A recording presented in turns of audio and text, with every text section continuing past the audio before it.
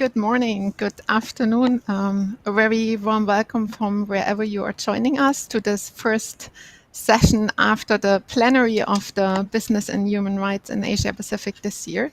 And I feel we have a very exciting topic we're going to be talking about today.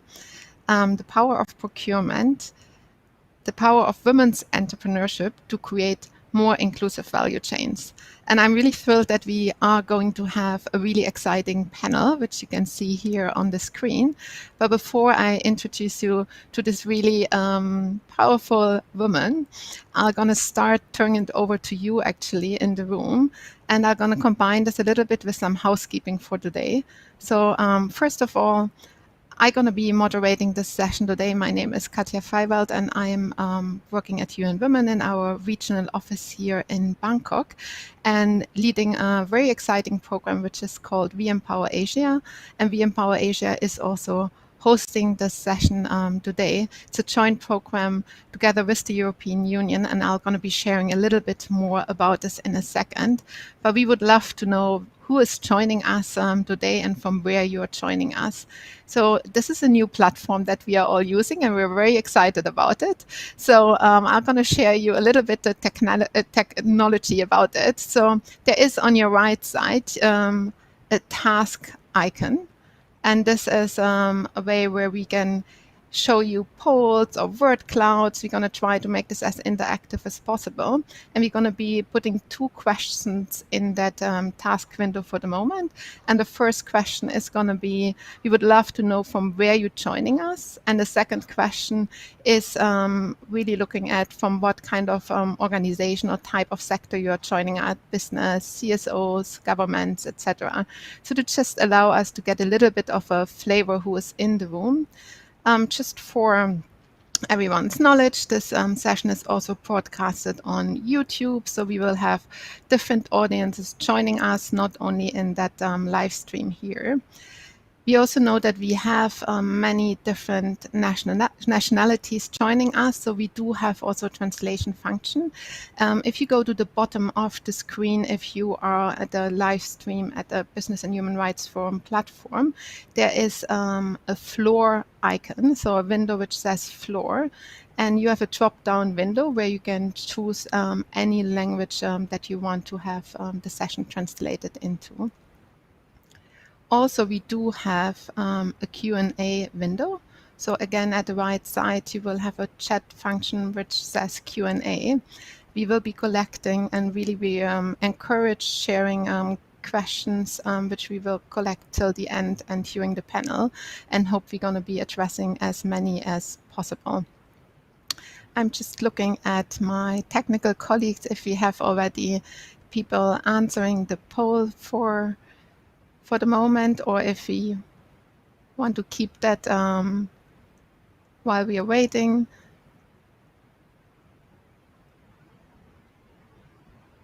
Just everyone to know, I think we have been having a really great registration for the whole forum, and usually the audiences that are joining us here are mainly from the Asia and Pacific, from the different countries here, but we do have also guest speakers and participants from other regions across the world. And the forum itself, as the name says, is the Business and Human Rights Forum. And we expect a lot of businesses joining us today, but we do have also a quite broad registration base from other stakeholders, including our valuable partners, CSOs, governments, academia, etc. Do we have an answer already from the audience, or should we just get started and do a... there we see. So yeah, Southeast Asia seems to be quite prominent in the session. That's what we had also last year. I see also some representatives from Europe and North America, not to our surprise, considering that a lot of the value chains and the topic procurement probably touches many of them as well. And do we also know from what sectors people are joining us?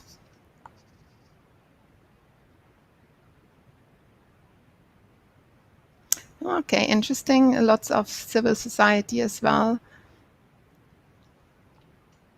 And I guess a lot of the others, as we've seen in the first session already, are joining us also through our YouTube streaming or Facebook Live.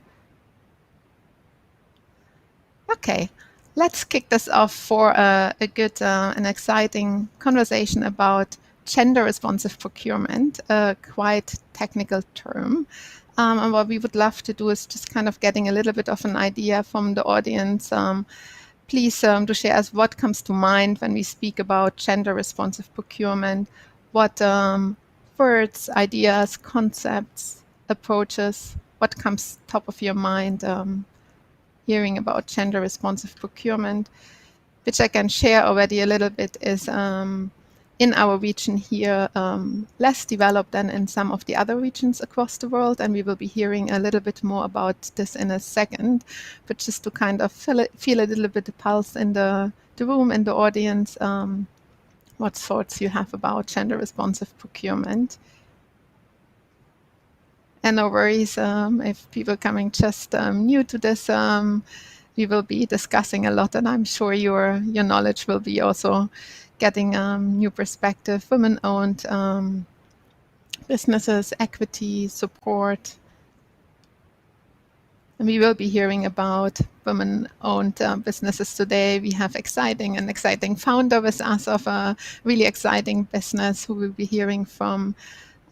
Diversity, yes, we're going to be speaking about supplier diversity. I'm really excited to have some large companies also represented today. I'm just going to share, it's not only about business, it's going to be also about procurement and the public sector. We will be having also great speakers from the Indonesian government with us today. I think that's going to probably fill up still a little bit. I'm a bit mindful of time, and I guess you are probably all more interested in listening more and hearing more what we have to say and really see what gender responsive procurement looks like in our region for the moment. As I said, just quickly a little bit of context why we are organizing this session on behalf of WeEmpowerAsia, because our program, as I said before, is funded by the European Union and has a very strong objectives to increase women's economic participation across the value chains, these trade chains between Asia and Europe, or Europe and Asia. And obviously that calls out for a lot of procurement discussions. There's a lot of buying ongoing, selling and buying in these large chains. And what I would like to do is to really give us a perspective on how also gender responsive procurement does fit largely in the business and human rights agenda, or particularly also in the sustainable development agenda. And I think everyone who is interested in gender equality and everyone who is interested in the sustainable development goals know that SDG 5 gender equality is a cross-cutting SDG that we need to achieve the full agenda 2030. However, I just want to also point out that gender responsive procurement is not only a discussion about gender equality. It has huge impact also on achieving our decent work agenda, SDG 8 and also SDG 12 on sustainable consumption. So gender responsive procurement is an important topic in the wider SDG agenda. We don't want to bother today, and sorry for the slides, it's a little bit delayed, Ms. Asper. What I don't want to get into today is a large discussion about definitions. And this is one of the things that we see and research for the moment in the region, that there are different definitions of gender responsive procurement. And for the sake of today's session, we're going to really follow the definition on gender responsive procurement is the sustainable selection of services and goods that considers the impact on gender equality and women's empowerment. So that's the wider frame on gender responsive procurement. And we're going to be looking into sourcing from women-owned enterprises on the one hand, which is a big part of gender responsive procurement. But we're also going to be speaking about gender responsive suppliers, supplier diversity, which is really sourcing from any kind of enterprise and looking how they embrace gender equality into their operations. So with no further ado, and I think definitions are boring but are important, and I'm really having the pleasure now to introduce a much more exciting speaker from a very exciting organization who has been really driving the agenda on gender responsive procurement, not only in Asia Pacific, but globally. So I'm really pleased to introduce the Regional Director for Reconnect, Minnie Venkatachalam. Minnie, we're really thrilled to have you with us. You're spearheading such an important agenda, and I'll just hand it over to you and enlighten us a little bit on where do we stand in Asia Pacific when it comes to gender responsive procurement. Over to you. Thank you very much, Katja, and welcome everybody. So my name is Minnie, and I'm the Regional Director for WeConnect International, which is a global nonprofit that works on supplier diversity and focuses on women-owned businesses. If I could go to the next slide, please. So why do we focus on women and why women? So all the research has shown that women are the the next emerging economy. They are the 40% of the world's businesses are women-owned. Women as consumers make 85% of consumer purchasing decisions and are the target audience for most large organizations, as well as the fact that organizations that have at least one female founder perform 63% better than companies with only male founders and are therefore stronger economically. They make better suppliers for larger corporations. Next slide, please. But let's go right down to Asia. Our research in Asia has shown that if we reach an equal number of women-owned businesses in Singapore, in just Singapore, that can add up to 90 billion to the economy, which is roughly 20% of GDP.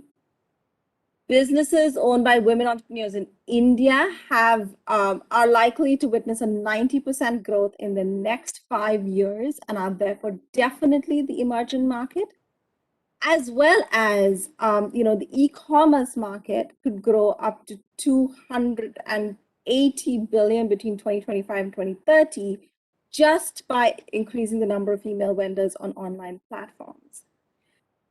Therefore, helping women-owned businesses grow, building that economy is beneficial to everyone, irrespective of which sector you come from. Let's go to the next slide, please. Unfortunately, even today, less than 1% of large corporate and government spend worldwide goes to women-owned businesses. And that's kind of crazy in 2021, when we all know and understand the value of investing in women and in the benefits of equality. Luckily, we are seeing a trend where more corporations are now seeing the value in buying from women-owned businesses. Next slide, please. So why do corporations do this? It's simple. A corporation that actually invests in a diverse supply chain spends 20% less on their procurement operations, but reaps 125% return on whatever they invested. At the same time, for every women-owned business that they give a contract to, that business grows 250%. And those businesses then go on to invest in their communities, which including hiring more people from disadvantaged backgrounds, providing flexible working both to men and women, and thereby impacting their communities. So there is quite a large impact, but it is ultimately just good business, because these businesses, it's not CSR, it's not let's feel sorry for women-owned businesses. They are really good at what you do. And investing in buying from women-owned businesses, being more inclusive in your supply chain, ensures that you have the most effective, the most agile, the most innovative supplier, and the most competitive for your supply chain, and therefore that you are getting value from your supply chain. You are mirroring your consumer database, because we know that women make the majority of consumer purchasing decisions. as well as you are building your brand in the community by investing in women-owned businesses. Next slide, please.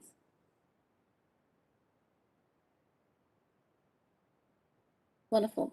So, we've worked with a lot of corporations across Asia Pacific, and they are keen to do this, but they have certain criterion that they have shown that would be more beneficial to encourage them to source more from women-owned businesses.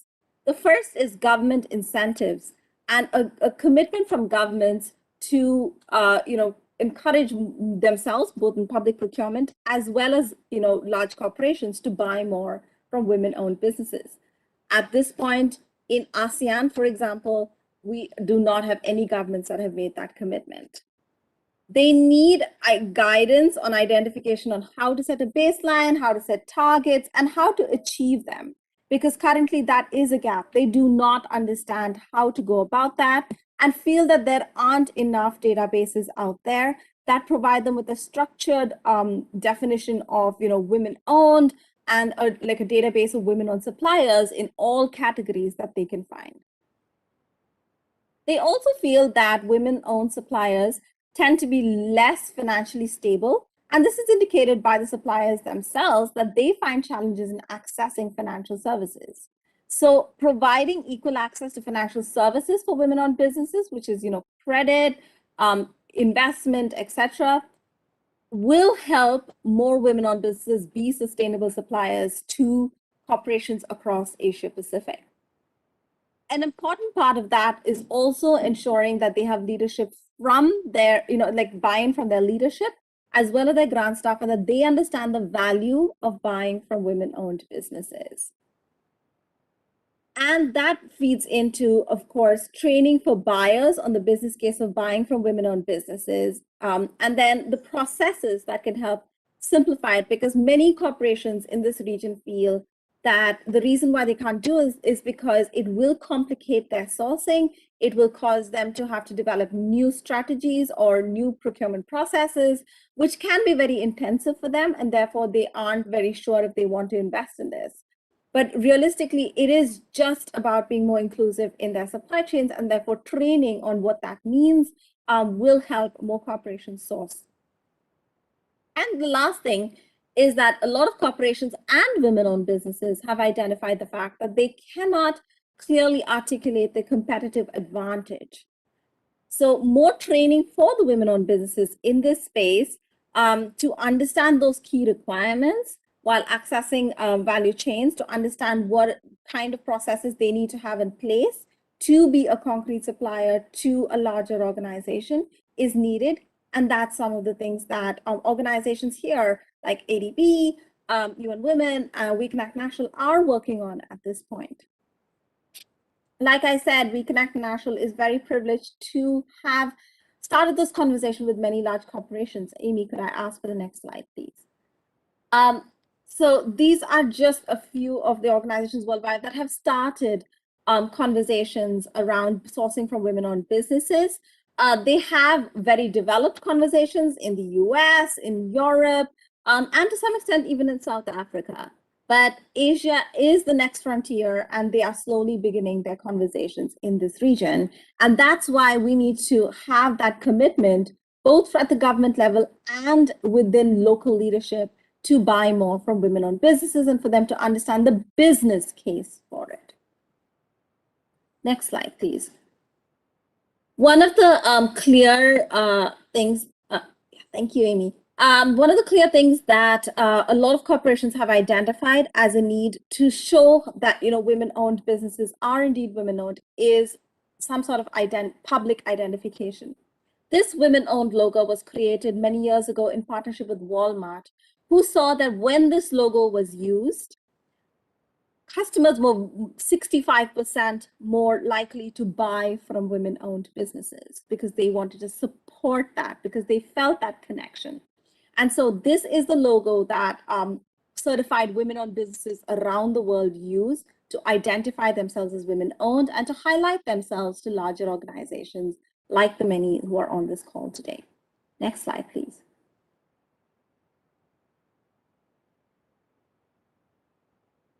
These are just a few of the amazing women-owned businesses that we know of in Asia Pacific. Gimli Global is one of the world's largest fabric producers. They supply to all of the large organizations, and it's headed by one woman, Madam Estina, who's in this photo, who founded this, many years ago with just 12 sewing machines, and has grown this into a large corporation across Asia Pacific with factories in every country that provide local employment in all of the countries they source from, but also supply to. Akanksha from PM Relocations is one of the first women to actually head a relocations company that she owns herself. And she is one of the key motivators in actually enabling access to essential supplies in India at this moment. She's entirely pro bono. They are ensuring that all essential supplies are accessible to everybody across India. Organization Solutions has been around for 21 years. They're based in Singapore, and they have been helping large corporations mentor and grow their staff for 21 years. They are extremely well renowned and have just launched a wonderful product that makes it even easier for corporations to work with them. So these women-owned businesses, they didn't start these businesses because, out of necessity. They started because they know that they are really good at what they do, and they wanted to grow businesses and work with large corporations, work with everyone around the world to bring that value. And that is why you need to invest in women-owned businesses, especially in Asia Pacific, because we have a very large, very qualified women-owned businesses who are just waiting to work with large organizations. Thank you. Thank you so much, Minnie, for giving us that perspective, and then also that wide perspective, not only looking at sourcing from companies, but really the wider ecosystem perspective, also to include governments and the joint responsibility of multiple stakeholders.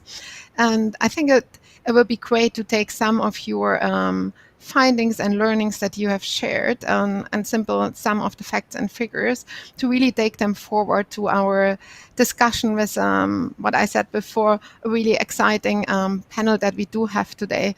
And it's actually quite unusual, I think, if we speak with representatives of procurement departments and supply chain departments, that we do have such a rich representation of women. Normally that conversation does look a little bit less gender balanced in the other direction. So but I'm really grateful to have these women from the different sectors here today to shine a little bit light on what they are currently doing. How can we really move that needle to shift from the 1% unbelievable number of procurement spent towards women-owned businesses? Let me just quickly introduce the panel as a whole, and then I will go to each speaker individually and just share and get to know them a little bit better and what their organizations are doing. So you have heard from many already, but we do have also great representation with us today from the Indonesian government. A very warm welcome, Ibu Anita Caroline, who is with the Indonesian government, and particularly a policy analyst in the Indonesian National Board for Public Procurement. We do have a dear colleague, Kekono Vaska, from the Asian Development Bank from ADB, who will be shining a light on what ADB is doing in the space of gender responsive procurement. I'm extremely excited that we do have Kanaki Rani with us, who is an entrepreneur and founder herself in the fashion industry, and will have to share a really interesting perspective of her own business and the development of that business, and see what of the challenges that Minnie mentioned are really true, and what have you seen in your own career. And the panel would not be complete if we would not be also looking at large multinational corporations. And I'm thrilled to have Nusra Tanke with us today, who is the Regional Procurement Director for Unilever, and will be sharing a little bit more about Unilever's new exciting commitments towards gender responsive procurement. But before we do this, as I said before, we really do want to see your engagement, at least for the ones that are in the streaming room and not at YouTube, the ones that really can use the Q&A and the tasks function, as I explained in the beginning. We're going to open up a word cloud throughout the whole panel, where we would like to ask you a bit more, what do you feel needs to be done to move the needle from 1% current gender responsive procurement spend to really accelerate this? And I'm sure we will be hearing an answer to that question from some of our panelists throughout, but please feel free and add this into the chat. We're going to come back to this at the end of the session and really want to use this for a joint Q&A and discussion around what actually are the recommendations that we should be taking forward. And with this, I'm going to turn it over and I'm going to start our conversation with Ibu Anita. Thanks for being here with us from Indonesia. Ibu Anita, we have heard from Minnie, who has shared a little bit more with us about the opportunities that government has to also advance gender responsive procurement in a twofold way. On the one hand, as a procurement organization themselves, government is procuring lots of services and products in different sectors. But on the other side, also does have the opportunity as an institution to provide incentives for more procurement spent towards women-owned businesses. I would love to just ask you and just come with a very simple question. If you could share us a little bit what the Indonesian government is actually doing for the moment on really from who are you procuring and what kind of role does gender play when you make these procurement decisions? Over to you, Ibu. Okay, thank you, Katja. Hello, everyone. I'm Anita from National Public Procurement Agency, Republic of Indonesia. And Indonesia, the National Public Procurement Agency called Lembaga Kebijakan Pengadaan Barang Jasa Indonesia. I would like first of all, I want to inform you about Indonesia government procurement. The scope of Indonesia government procurement, according to the Presidential Decree number 16, 2018, the executing institution are ministry, governmental agency, and sub-central or local government. And the government procurement source of financing are from state budget, short budget or sub-central budget, domestic loan or grants, and offshore loan or grants. And we classify of goods and services in government procurement in Indonesia into 4 types. They are goods, any object either tangible or intangible, movable or immovable, which can be traded, used, or utilized by the user. And the second, construction works, part or whole of activities which include construction, operation, maintenance, demolition, and reconstruction of a building. And the third, consultation service, professional services, which require particular expertise in various fields of science that prioritize the thinking power. And the last, it is other services, non-consultancy services or service that require equipment, especially methodologies and or skill in management system that is widely known in the business world to complete a work. The procurement profile, the Indonesian government procurement profile, it is increasing by the time. In 2020, the government spending, it is about 153.4 billion US dollar. And for the procurement spending, it's about 47.8 from the government spending. The amount is 73.3 billion US dollar. And this number is getting increased every year. And there is the significant number. In Indonesian government procurement, we have seven principles that we have to comply. The first one, efficient, effective, transparent, open, competitive, fair, and accountable. And we also have the purpose that which is stated in our regulation. They are having the proper good services for every penny spent, called value for money.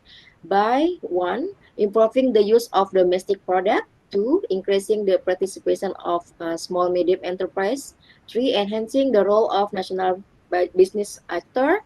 4, supporting the implementation of research and utilization of good services resulting from research.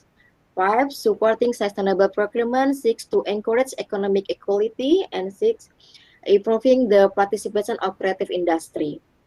After that, we also have the ethic in government procurement, that we have to follow the ethic that we rule. There are order and responsibility.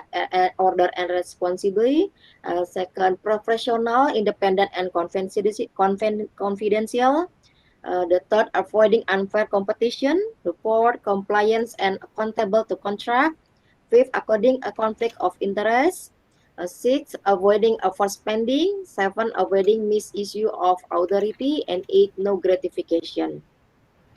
About the vendors that we work in Indonesia government procurement, there are Indonesia procurement divide vendor type based on the amount of procurement package allocation. There are 2 types of vendor in government procurement. The first one is small, which can work on government procurement package with the budget selling up to 15 billion rupiah. And for the non-small, which can work on government procurement package with the budget selling above 15 billion rupiah. It is the huge number for the small also. And then in Indonesia procurement system, there are several categories of vendors. Namely, there are the biggest category is from wholesale and retail, vehicle reparation and maintenance, and then construction, and then rental service, lease without option right, employment, and other business support, and then agriculture, forestry, fisheries, and then profit. Yes. Ibu Yeah. Anita, may I just interrupt you in the spirit of time? Yeah. Would you be able to share us a little bit, kind of in what of these areas? I mean, it's great to see that these values and really kind of looking at SMEs, where we know many of them are women. What kind of role does gender play in making decisions to buy from these different kind of sectors and entities that you have shared?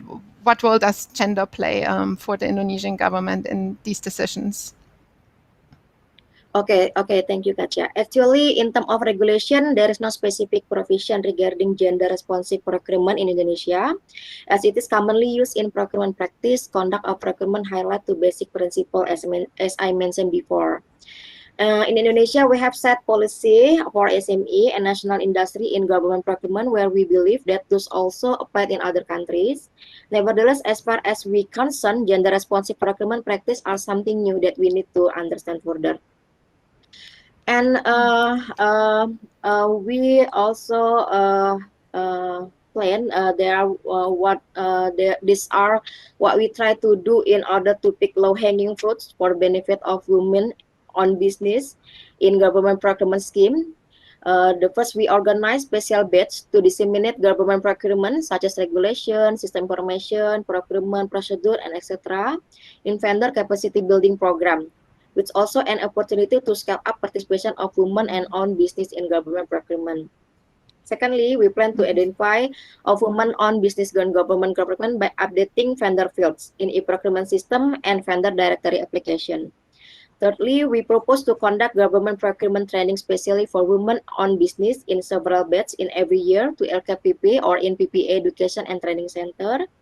And the last, we seek to collaborate with Ministry of Women Empowerment and Child Protection and the Ministry of Cooperative and Small and Medium Enterprises to make special program in increasing the capacity of women-owned business to participate in the government procurement. I think that's all, Katja. I return to you.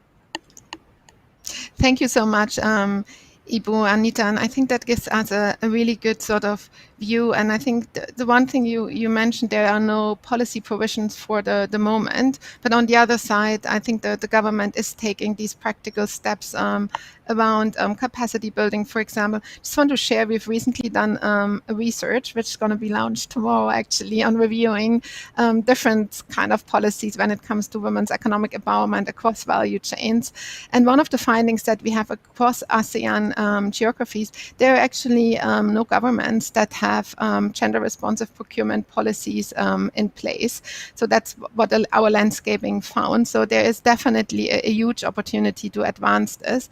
But I'm pleased to see also that the practical action on the ground with particularly capacitating SMEs and women-owned businesses is something where I know Indonesia is really leading on. And I know our next panelist, Kiko from the Asian Development Bank, has been involved very much into that work in Indonesia. Kiko, very warm welcome for us to join into the conversation. And I know you are personally also very passionate about gender responsive procurement.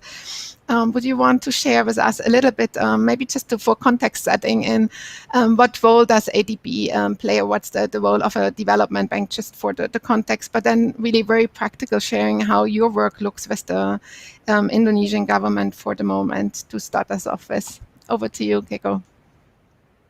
Katja, and thank you also for the invitation to take part in this panel. It's already been very interesting and fascinating to listen from Indonesia and from my colleague in Reconnect, and that finding that you just announced, that there are no governments in the ASEAN region with a gender responsive procurement policy. It's disappointing, but at the same time, you have to see the silver lining. This is a great opportunity for development partners such as UN Women and ADB to push and to work with governments to do this, because we all see the importance. So in Indonesia, we've had a great track record in supporting the government over the last decade or so on women's financial inclusion, women's economic empowerment, which are kind of core to ADB's mandate as one of our operational priorities. And so very recently, last year, we supported through a JP Morgan grant in Indonesia the establishment of the first the first in the world to have a national financial inclusion strategy for women in Indonesia.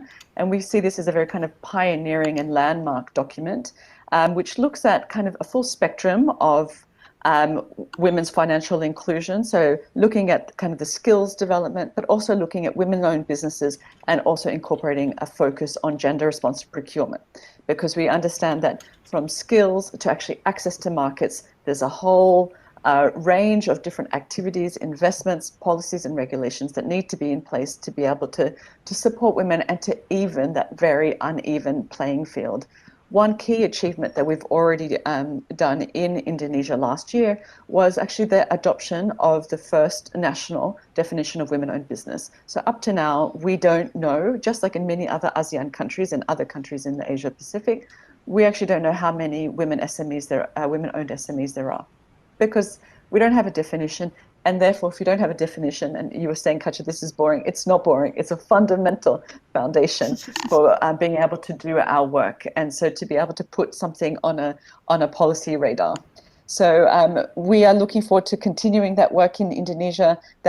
We also look at issues such as consumer protection, we're also investing in kind of the fintech sector, looking at how through the private sector as well as the public sector, we can encourage more women MSMEs to enter this kind of very traditionally male-dominated sector. So looking for different opportunities there, and also exploring ways to really build on some of the activities that you mentioned on gender-responsive procurement already, or on procurement, and seeing how we can ensure that gender is part of that. And I'm looking forward to working further with the government of Indonesia on this.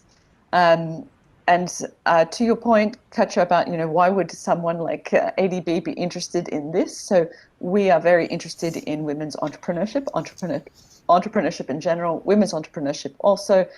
And for us, gender responsive procurement, we're at the beginning of that journey, but we see great potential, because procurement is really about access to markets. We have spent a lot of time over recent decades building up women's skills, women's business skills, financial literacy skills. We work very closely with financial institutions, whether that's in supply chain, finance, trade finance, or even private equity, working with different partners to make sure that they are producing gender responsive products and services so that they can outreach to women-owned businesses and to other female clients. So that's really important. But that whole question about the market, so we train women And then what happens? So unfortunately, if we don't open up markets for them, and sometimes very kind of affirmative targets, such as gender responsive procurement, allows us to, as you said at the beginning, Katja, to move the cursor forward. So for us, gender responsive procurement is the new frontier for women's entrepreneurship, and we see great potential in being able to help women's businesses not just to start up, but to actually thrive and to scale up. Great, thank you, Keiko. And I love these panels because I scribbled down also really kind of interesting findings for us. I really like the kind of procurement equals access to markets. I think that nails it actually really. And also what I think I would like to kind of dig a little bit deeper in is you've very nicely made this link also to financial inclusion, because it's not only like access to market by buying and selling, but really providing this enabling environment. And we do see there is a strong finance gap, particularly for women SMEs. We call this always the missing middle, actually, for really kind of, there's a lot of micro entrepreneurs that we see in the region, but there's that missing middle there. But speaking about finance, and ADB being a development bank, you're providing loans. And I know you have been really kind of championing good practices in terms of how to combine provision of loans to private or public institution, but with a gender lens. Could you kind of give us a little bit a more meat on the bone how that works, to put a gender lens into these investments? Thanks, Katja. So ADB works very closely with gender targets. So that's both in the public and private sector. So when we lend to a financial institution, either in the public or private sector, we see where are the entry points for gender. So if we're doing SME development, we say, okay, so much funding we are lending. How much of that is going to go to women-owned businesses? We look for baselines and targets. So we do analysis, working with those clients, or looking at national level kind of definitions and data. So that data aspect is really important to have a very targeted approach. And we see, okay, so let's say in a certain country, I'll say Sri Lanka, there's 14% of SMEs are owned by women. We try to kind of push the needle a bit and say, let's try to go for 20%. Okay, let's go a little bit above the national average. Might not seem high for many of the kind of ASEAN countries, but for South Asia becomes a bit more ambitious. And then we try to provide technical assistance to those financial institutions and other types of incentives to give them the capacity to outreach to those women, female clients. At the same time, we work on targets and saying, okay, so we need to also got to make sure that the supply is there. So because this is not about market distortions, this is about a business case, right? So there are many eligible, and I think Minnie nailed it at the beginning too, there are great female businesses there. We need to give them, some need a little bit more help in terms of skills development. So we do that also through our financial institutions, but we also try to find ways to link financial institutions with the banks themselves, and so having that kind of opportunity to then access finance. But again, this is very much kind of market rules. So the women's businesses that access that finance, it's because they are eligible for it. They meet the criteria because we can't distort markets. So that's how we work as a development bank. So we try to create that enabling environment. At the same time, we also work very closely with governments to look at policies. So in Vietnam, we're working with the government there with the central bank, looking at a white policy for women SMEs. They have a new SME policy that does prioritize women-owned businesses, but we need to kind of flesh that out. What does that look like? What are the targets that are needed? Where are the regulation gaps? So it's kind of working across an ecosystem, and I think that's what's really important for women's businesses, that there's not a one-size-fits-all approach. You need to do this multi-pronged because there are different stakeholders here involved. In Indonesia, for example, they've adopted a definition of women-owned businesses, but we need to roll that out now. So many banks, they don't collect the data on female or male clients. And many will tell you, why do we need to know that? We only need to know about the kind of, the bottom line, the business kind of details. So it's working with them to update their MIS systems to be able to collect that kind of data, and that kind of then starts telling you about the very important SME financing gap. I think in Indonesia it's about 22 billion for women, so it's huge. And I think the Asia Pacific has the largest SME financing gap for women in the world. So there's huge unmet need for SME financing, and so we try to bridge that through these different targets. So that's what motivates us internally, as well as through working with our clients and partners.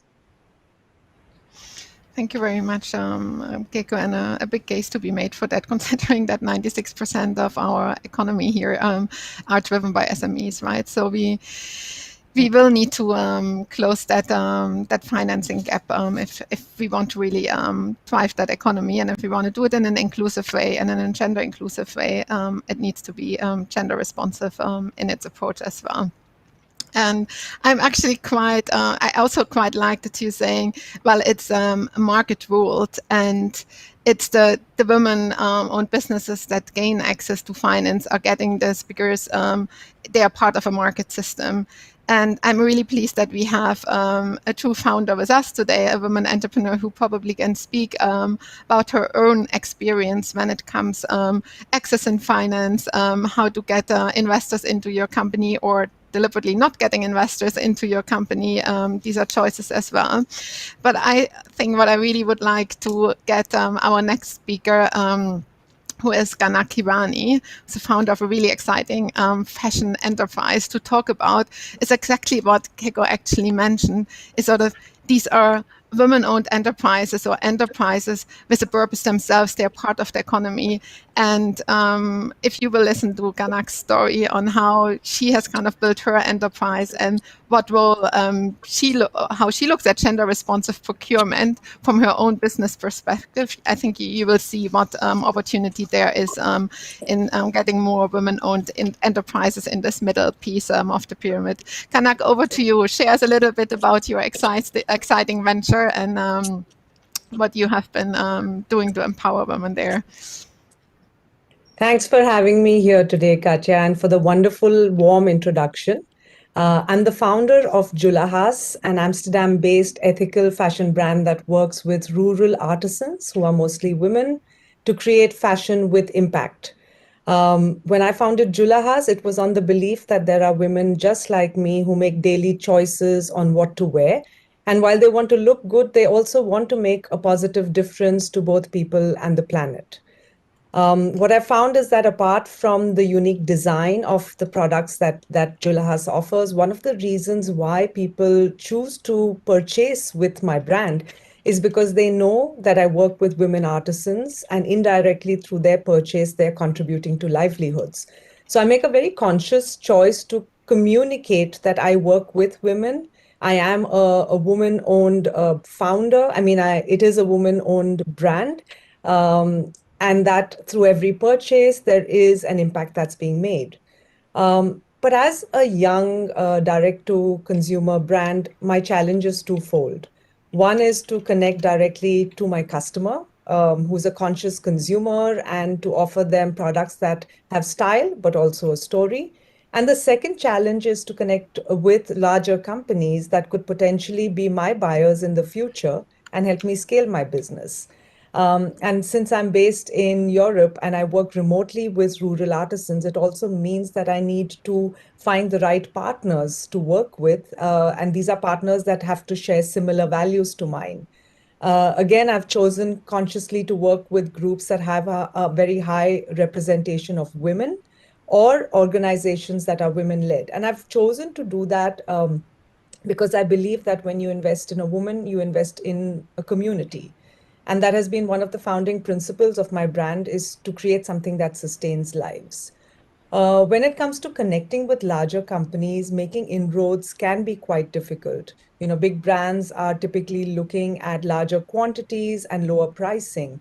And often these are two things that young, sustainable businesses aren't able to negotiate on because for example, my business model, which is of slow fashion, is very different from a traditional model of fast fashion and large quantities. So there has to be that mindset shift for larger companies to start to think sustainably, and also realize that young brands are sort of changing the way or paving the way for these new emerging consumption patterns and new ways of doing business. So I hope that kind of shares some of my story and throws some light into both challenges and opportunities that as a female-led business we face. Thank you very much, Kanak, and I'm gonna dig a little bit deeper. So I had the privilege to work partially with Kanak in one of our programs that we have started last year during the pandemic, which we call the Industry Disruptor program, which is a program in the fashion industry that actually really looked at sustainability changes across the value chain from production countries in India to consumption at other parts of the world. And so what the platform actually did is really bringing inspiring entrepreneurs like Ganak and others together, women-owned businesses at a majority, with larger corporates like H&M, Chibo, Bonprix, to really work together on identifying some innovation to address some of the largest sustainability challenges in these value chains, but also use this as a platform to connect between different players. And Kanak, it would be really great if you just kind of share a little bit also your experience on how to connect with larger corporates, what kind of are the hurdles to do this, and connections to like-minded entrepreneurs. How important is that for enterprises like yours? Yes, Katja. I have to say that for me, the Industry Disruptor program came at a time when, the whole world was seeing so many changes because of COVID. Lives were impacted. Consumers were making, they were thinking twice before making hasty purchases. And even businesses that were used to traditional ways of selling, they could no longer sell face to face. So I realize that as entrepreneurs, we're so busy growing our business that we don't really spend time investing in ourselves. So for me, the Industry Disruptor was the perfect moment to kind of take a pause and to, use this learning opportunity to plan for the future and connect with a peer group of like-minded change makers. What I found very interesting is that traditionally boot camps and such programs don't offer you opportunities to connect with larger brands. But there we were, talking to heads at H&M, at Chibo, and that's when I realized that these larger brands, they do have sustainability high on their agenda, and they are also very open to hearing the experiences of other younger startups in terms of how do you deal with challenges such as overproduction, excess inventory. How have we kind of either prevented that from happening already in the early stages of our business? And also how they are looking now at incorporating more sustainable products into their product offerings. So it was, for me, a very exciting opportunity to connect with them, to introduce my brand. And I hope that someday in the future, it could mean that, you see Julahas at a corner in Chibo. And, that would really make me proud that, it's possible to give my small brand a global name.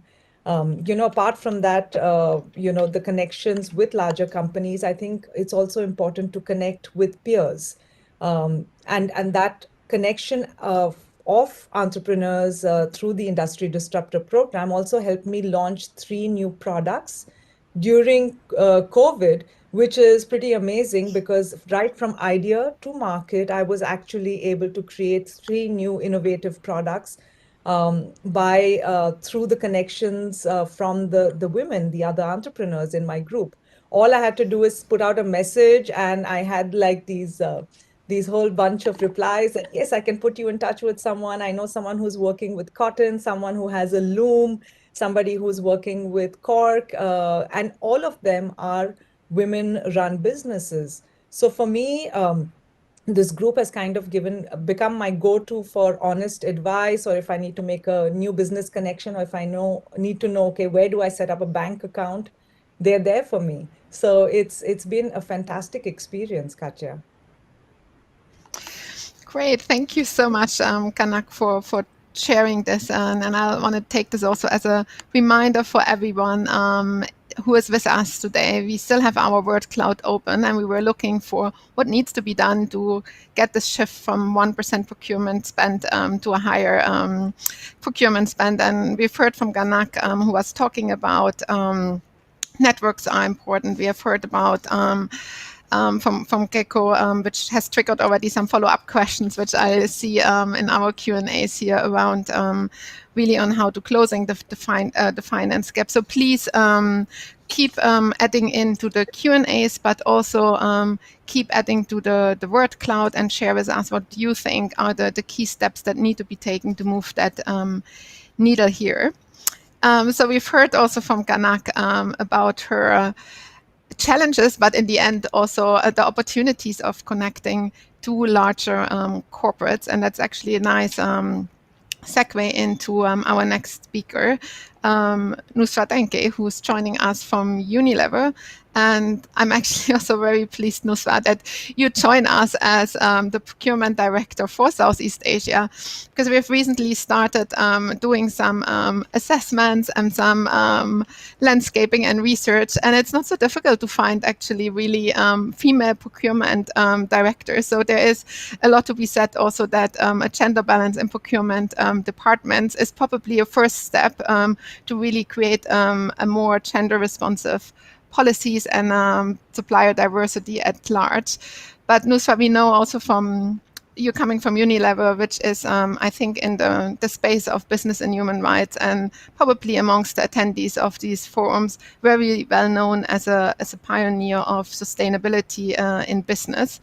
And we know last year your sustainability living plan came to an end after 10 years, but it didn't came to the end in reality. And I think it was really exciting to see that Unilever has just recently put some new commitments out, which also include gender responsive procurement or supplier diversity in a larger sense.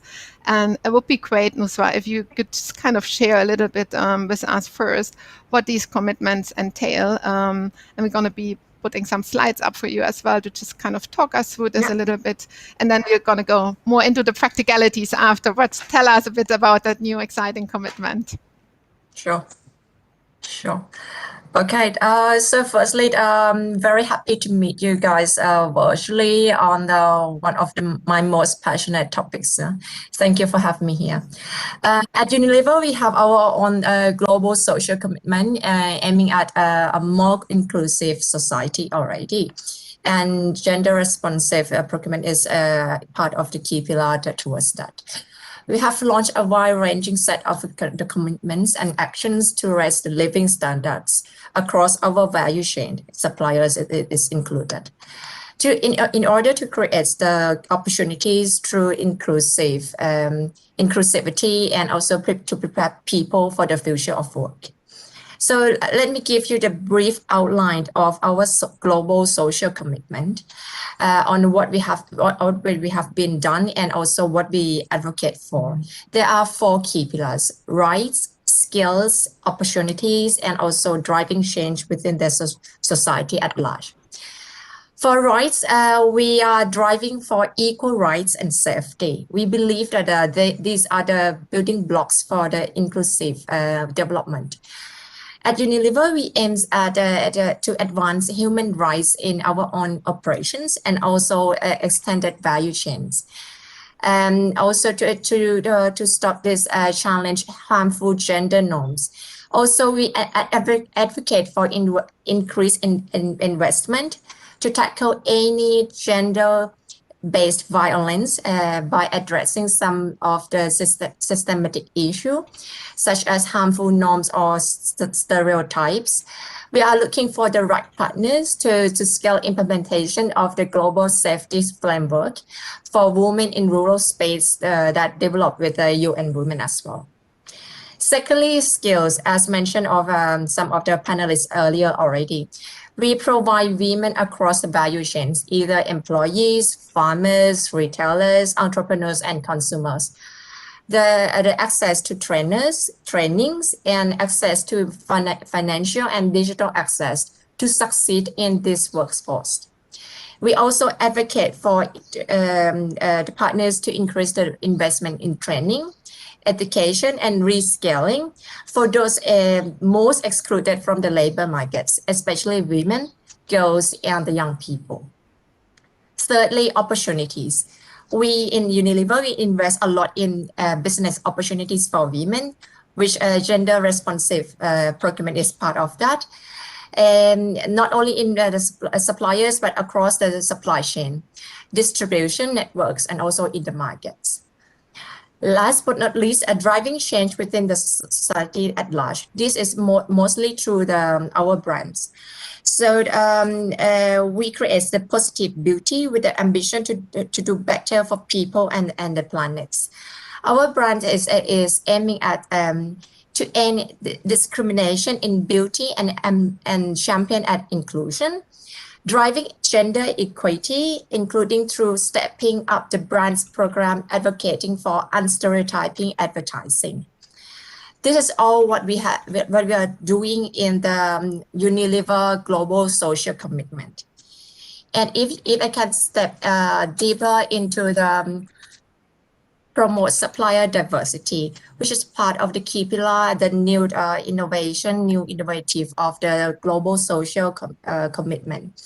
We commit globally to spend more than 2 billion euros annually with diverse supplier by the year 2025. What do we mean by diverse suppliers? These suppliers will be small or medium suppliers owned and managed by either women, underrepresented racial or ethnic groups, people with disabilities, and LGBTQI+ groups. We advocate for public and private investors to redirect additional funds towards more diverse suppliers. There are different focus in each countries, of course. In Australia, we are focusing on indigenous or Aboriginal-owned suppliers. In Thailand, the primary focus will be on women-owned suppliers as part of the gender-responsive procurement. We commit to not only to spend more with this group of suppliers, but also to development further with future-fit skills. Though the limitation for the time being is we do not have any established database about women-owned suppliers, to whom could we engage with? This is what we are working so hard in order to start this program with. Last but not least, we strongly believe that by promoting supplier diversity as a means to raise living standard across the value chain, this will create opportunities through inclusivity and prepare people for future work. This is what I have today. Thank you. Perfect. Thank you so much, Nusra, for sharing this. And I think it's also bringing a new dimension which we haven't discussed yet, and I think is as well intersectionality, but also expanding and not only looking at gender responsive procurement, but to start somewhere. I think a focus on gender is very important, because that is the largest group that currently is not participating. But it's really important to see other groups coming in. Your definition of how to create supplier diversity, including young people, people with disabilities, etc. So that's a really great way, and I think that's also from a UN Women perspective, and I think everyone here on the line agrees to that. We have seen that in other parts of the world, this becomes part of the definition already. So I think great to see that progressive and forward-looking definitions here also from Unilever. I do have a bit of a follow-up question, and I see Nusra, there are also some questions in the chat already for you, which I'll gonna take in a second. But this is obviously a global commitment, and you have shared a little bit on how that's translating into the different countries. But knowing that you are based here in Thailand, maybe just a perspective from yourself in terms of really localizing such a big commitment into a context of Thailand. What kind of challenges do you see, or what does come with that? I mean, you're the procurement director here, so you probably get, so Nusra, now we need to figure this out here in Thailand for Unilever. So how do you go about this, and what kind of barriers do you face? I think surprisingly, as I mentioned earlier, is to start with, whom should we engage with? We have no such a database or who are the women-owned or women-led suppliers. There's no such public database. So we are willing to develop them further, to spend more with them, but there's no such a database. So hence, in order to develop such a database, it's already such a big job to start with. That's one of the very surprise that I'm dealing with for the time being. So in order to put the milestone over there, that's one of the key elements.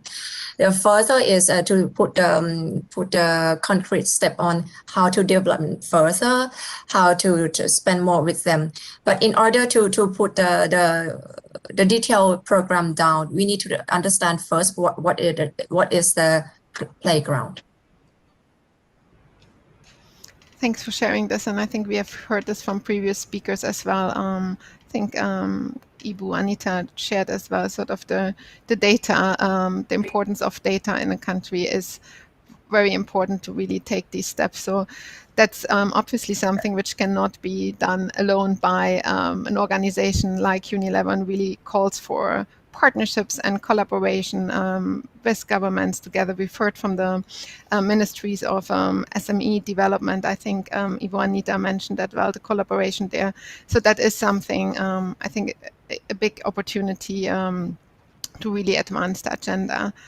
But I want to also kind of close the loop with Minnie, who has kicked us off today before we come to Q&As, and then listening to what the audience also has to say.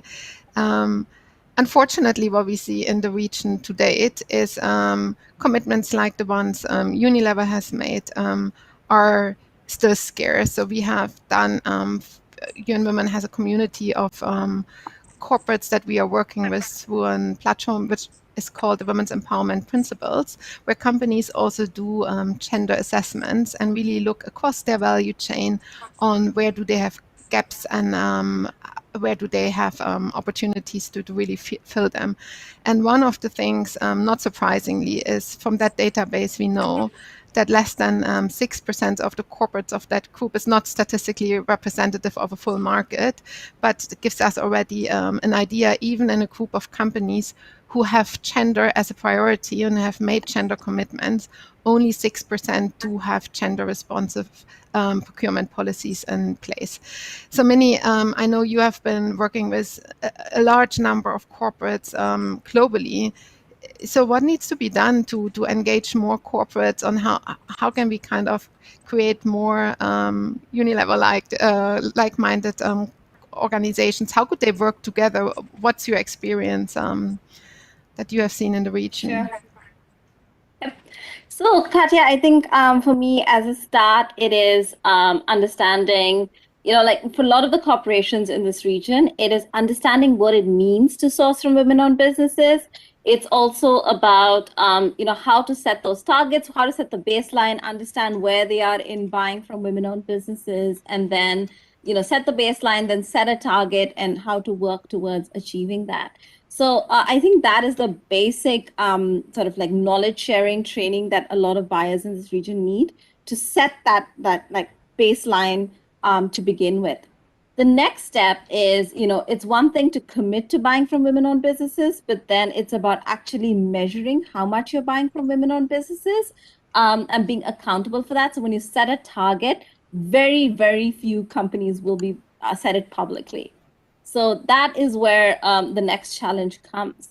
So one of the things that WeConnect International did for International Women's Day is something called Rise to the Challenge, which is that we worked with our corporate members to actually set public targets that they would work and that we would hold them accountable to. So for example, Moody's Corporation has committed to spending 5% of their procurement spend this year just in 2021 with women-owned businesses. Logitech is committed to doing increasing it 10% year on year with women-owned businesses. Intel has committed to achieving a 500 million annual spend with women-owned businesses by 2025, and Unilever is the other one. So we're very proud to be working with them. And Nusra, I mean, I was dying to speak a new word, but we do have a global database of women-owned businesses that Unilever has access to, and that's one way that we're trying to help women, all of these organizations achieve those goals, because we just heard from Nusra is what the most common plaintiff that we hear, which is we don't know where to start to find women-owned businesses. We don't know how to identify those women-owned businesses. We don't know how to verify that they are indeed women-owned. We don't know how to assess that they are the right businesses for our procurement needs. That's where organizations like us, but also others like ADB, the government, etc., in various countries are trying to help to move that needle, to enable this to become an easier process. And I think that the fear of that process is something that is holding back a lot of corporations, especially in Asia Pacific, which is why we're trying to encourage more public conversations about this to get people who are actually ahead of the curve, who can speak to how they have been setting up their supplier diversity programs, the benefits of buying from women-owned businesses, and this includes not just the corporates, but also organizations like the UN and the World Bank to talk about the benefits that they see in buying from women-owned businesses. Great. Thank you very much, Minnie. There are a couple of questions that come in already from the audience, and we are coming to the part where we really want to get more of these tabled. But before we do this, I would just kind of ask, how are we doing on our word cloud? Any ideas on how to shift the needle on the 1% procurement spend to, I don't know, Minnie, if there's a target to be set here, but it should be definitely a double-digit one very soon in our region. I do like the... Sorry, I was just going to say, just to get to 2% is 10 billion more in the hands of. So imagine if we get to double digits, how much more that we investing in doing business. Thank you. I mean, your line was a bit cutting out, but or maybe that was my line. But I think what we've heard, multiple people must have said conversations seems to be a big one on this. And I think conversations also linking to partnerships. We do see legislation. We see the reflection of gender lens investing, so the finance element, which Kiko brought up before, and awareness. I do think this is a very important one as well, to really raise awareness about that. And that brings me to really kind of looking at some of the questions here in our document. So Nusra, you're going to be put on the spot. There are quite a couple of questions. I think people are inspired by what Unilever is doing. So one is on how is Unilever tracking progress towards their goal. So did you do or did you undertake an analysis to access your current stand and how you basically follow up on this? Maybe we'll start there with you, Nusra, if you have any thoughts on that globally or for Thailand. I think that or the region, either way is fine. So for Thailand, for the time being, we do our own manual trackers by Excel, and you can imagine that we have more than 10,000 suppliers. Yeah, and you can imagine how the workload additionally we have to do. So that's why we are thinking about it. If there is any such established database that we can do, and this is only with the current suppliers that we have already. The difficulty is that what if we want to work further with the new suppliers, women-owned suppliers that we don't have any access with, we are blind. And that's why, Minnie, I'm happy to hear you that you have the global database. And then if you have it for Thailand, for Thai suppliers, then we could engage further with the new suppliers, with women-owned suppliers based in Thailand, so that we can engage further. So back to your question, Katja, for the time being, it's only the manual trackers, and then we are willing to work, co-work with any partners to help to make it better in terms of any trackers, helping to ensure that this work better. Thank you very much, Nusra, on this.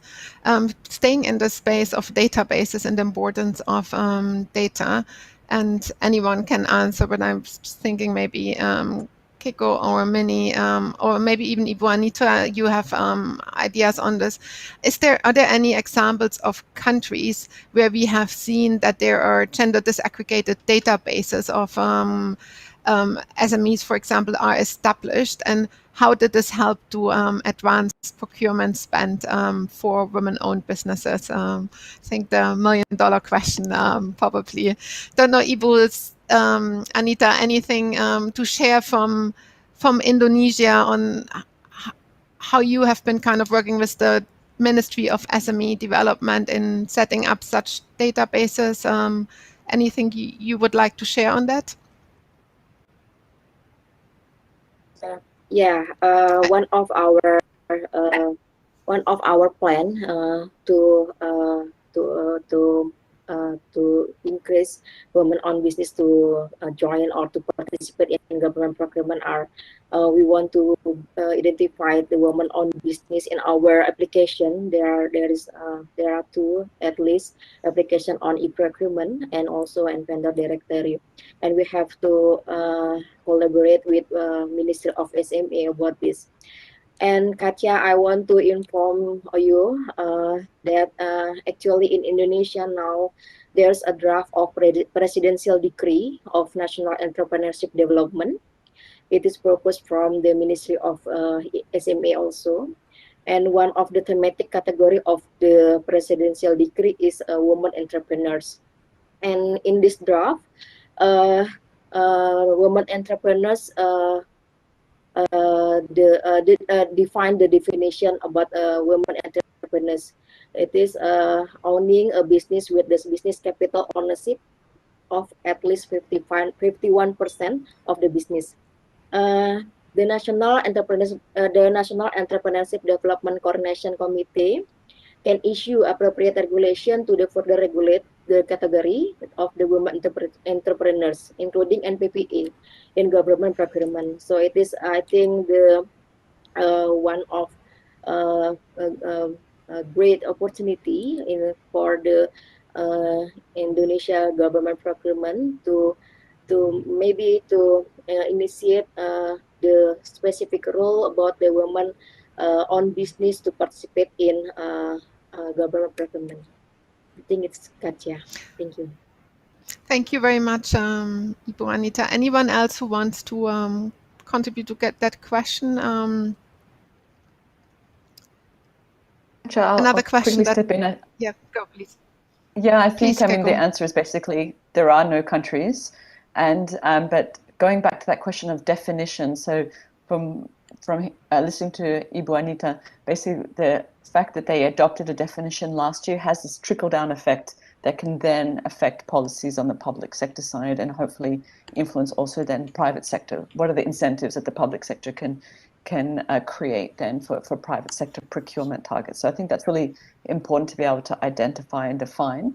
ADB is working also in the Philippines in a similar way, and also with WeConnect on these type of issues. So it's a long process, but it's some of these kind of building blocks are key to be able to have a clear definition. And when I've had conversations with the Ministry of SME in Indonesia, we've also talked about labels, such as the one that Minnie mentioned at the beginning. And so there's great interest, but if you don't know how many there are, where they are, there's a huge issue about databases, who are these women that we keep on talking about, and are they viable businesses? So sometimes people will respond, oh, but they're very small. So are they big enough? So there's a lot of kind of steps that have to be taken to be able to create like that appropriate policy for each context.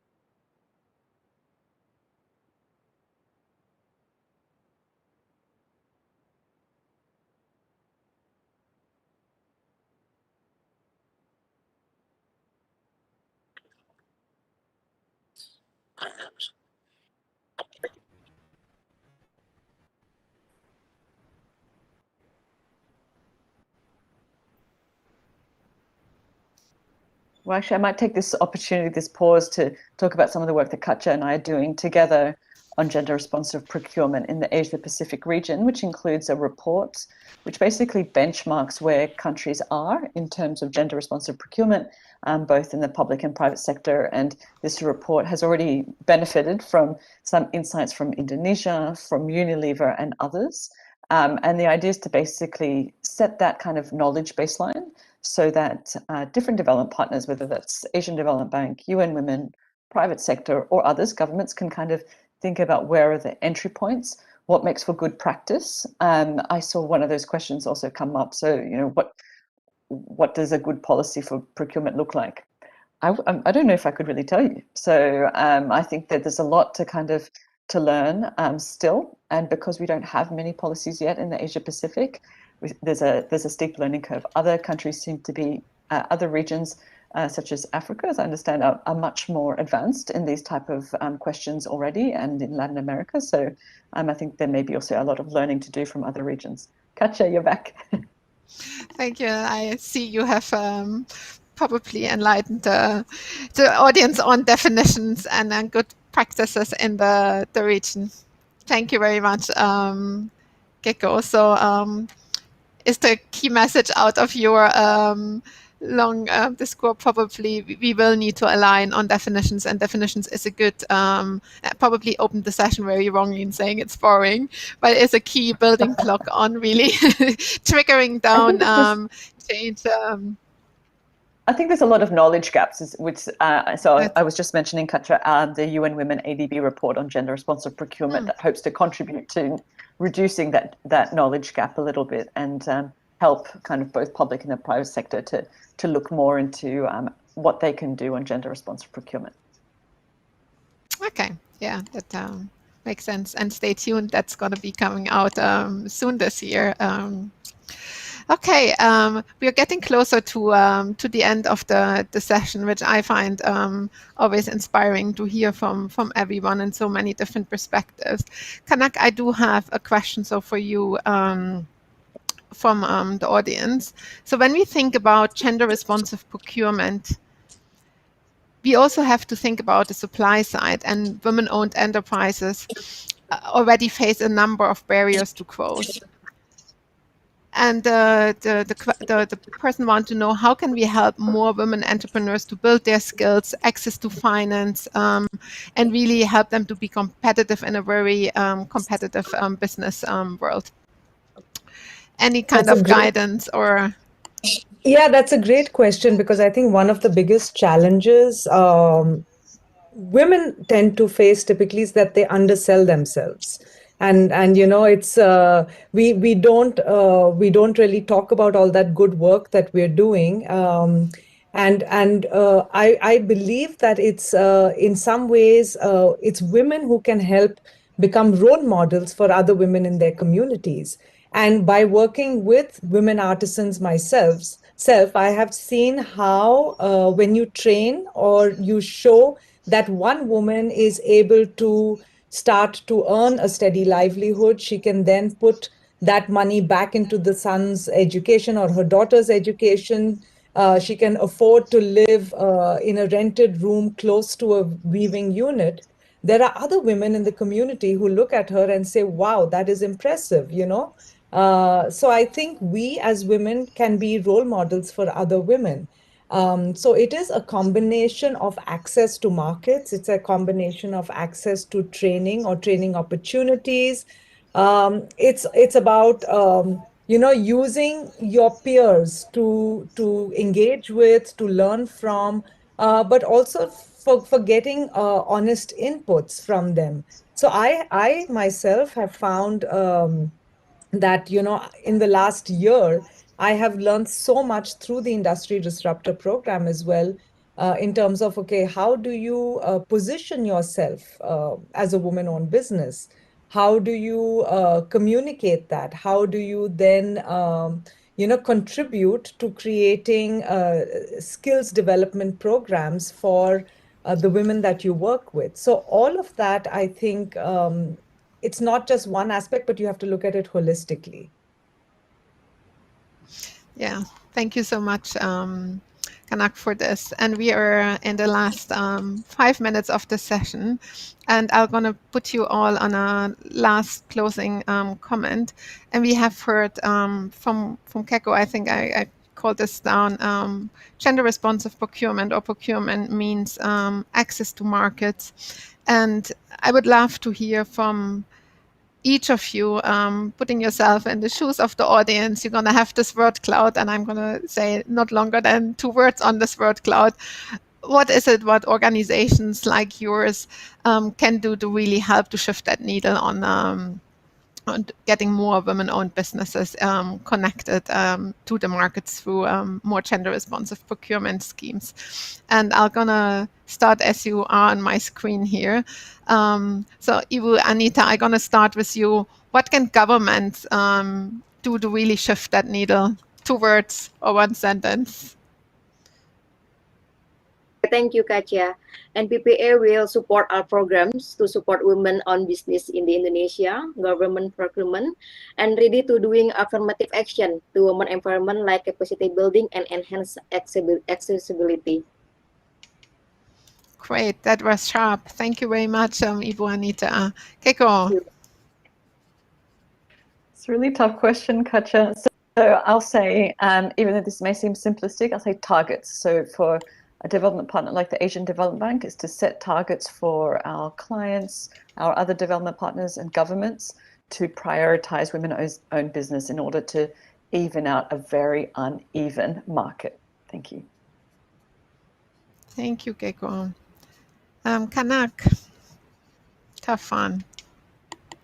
Yeah, look for more women-owned businesses. Look for organizations that that work with women. So even if they're not women-owned, I think it's great to look for companies or businesses that have a higher representation of women, or at least women in the top management or in decision-making places, or even as, like, I work with artisan groups. It may not be owned by women. As long as there's a very high representation of women, I know that they have their heart in the right place. I like that very much. Thank you, Kanak. Nusra. Gender responsive procurement is already part of global Unilever commitment. But though we will also advocate more to get more members, more people to join our commitment so that we can make bigger impact to the society together. Thank you. Thank you very much, Nusra. Minnie, you have the last word. I guess for me, it would be a lot of the global MNCs have started making that commitment to buying from women-owned businesses. But I would encourage both local representatives of those organizations in Asia Pacific, as well as local companies in Asia Pacific, to make that commitment and to really look at your supply chain and how much you're buying from women-owned businesses, because as you know, women thrive, economies thrive. And so let's help Asia Pacific, you know, recover from the pandemic by leveraging the power of women-owned businesses. Thank you so much, and I was just noting down everything, and I said, I thought myself, I was just gonna wrap it up and quote all of you, but you have just put it so beautifully that I don't actually have to do this. And I really just want to close that session with one word from my side, which is 2 words, gratitude and really partnerships. I'm really grateful for the partnerships that we have, not only with your organizations and you amongst each others or with others, but I think that is also the spirit. We should take this very important issue further in our region as women leaders in the Asia Pacific. So I hope we're going to have next year another iteration of gender responsive procurement, and maybe our 1%, 2% is going to be growing in our region, and we're going to be tracking this. So thank you very much, everyone, for your very valuable contribution, and also thank you very much for the people watching us and really hopefully joining us on this movement on gender responsive procurement. Thank you very much, everyone.